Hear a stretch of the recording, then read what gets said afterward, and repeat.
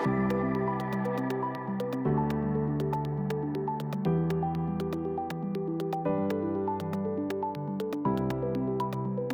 suis Emmanuelle de Boisson, je suis romancière, j'ai publié 25 à peu près livres et je suis aussi journaliste à Mes Heures Perdues. Voilà. Et ce qui s'est passé, écoutez, je n'avais strictement aucun signe annonciateur, tout allait bien, je venais de rendre un roman, j'avais passé 2 nuits blanches, voilà, et c'est tout pour travailler. Et ce jour-là, je ne me souviens que de ce verre que j'ai pris avec un éditeur, d'être rentrée, d'avoir dit à Anthony que j'avais mal au dos, c'est tout. Je n'ai pas réalisé que j'avais eu un arrêt cardiaque de 30 minutes avec 8 électrochocs après le massage d'Anthony pour revenir à la vie. Ce qui est formidable parce que souvent les secouristes arrêtent par peur des séquelles. Et que j'ai 0 séquelles aujourd'hui. C'est grâce à lui, grâce au SAMU. Et là, on m'a très bien soigné. Ça n'allait pas, j'ai eu plein de problèmes de santé à ce moment-là. Mais il a fallu essayer aussi de me soigner, de me réveiller. Il y a eu 5 essais de réveil. Et ensuite, a commencé une longue période de rééducation que je conseille vraiment à tout le monde, aux femmes, n'hésitez pas à la faire, parce que je ne pouvais plus marcher et que le cœur s'est revascularisé. Il y avait une partie nécrosée et ça a été très important. Le sport, la rééducation.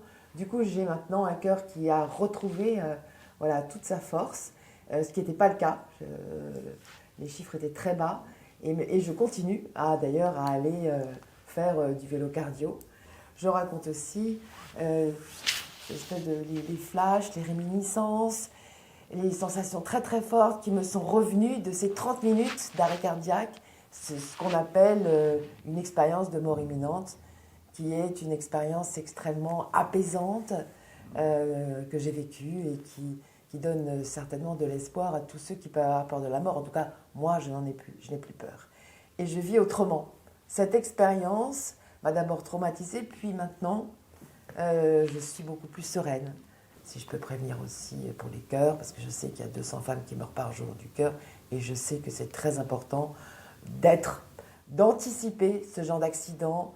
Personne ne m'avait jamais rien dit, donc que ce soit un gynécologue, que ce soit un généraliste, il faut absolument qu'il demande aux femmes d'aller voir un cardiologue. Je n'avais aucune pathologie, tout allait très bien. C'est-à-dire que je n'avais jamais d'essoufflement, jamais les signes, rien.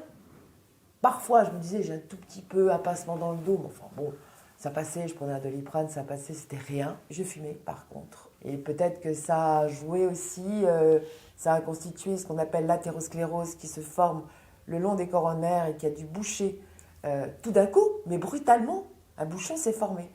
Mais je n'avais aucun signe, c'est-à-dire que ça s'est passé d'un coup, comme pour un AVC. Ça a été assez long, puisqu'il y a eu cette rééducation qui a duré 3 semaines, que je n'ai faite qu'1 mois après être sortie de l'hôpital, car je ne pouvais pas marcher. J'ai commencé par voir un kiné pour reprendre la marche progressivement. Et puis, après cette rééducation, au début, je me sentais traumatisée. C'est la seule séquelle, pour moi, invisible. Donc je sais que ça existe. On est plus vulnérable, on est plus sensible à des agressions verbales, à tout ce qu'on peut vous dire qui peut être blessant.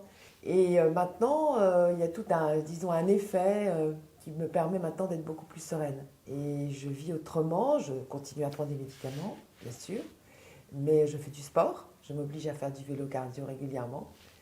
Et ma vie n'a pas changé. J'ai une vie, à part ça, tout à fait normale. Et là, je suis dans la promotion de mon roman, donc j'ai une vie, au contraire, assez active. Eh bien, d'abord, la prévention, premier message. N'hésitez pas à consulter un cardio, c'est la première chose. Évitez la cigarette. Moi, j'ai essayé d'arrêter, mais j'avais du mal, je dis franchement. Soyez attentifs, surtout quand vous avez des antécédents familiaux, même si c'est des hommes.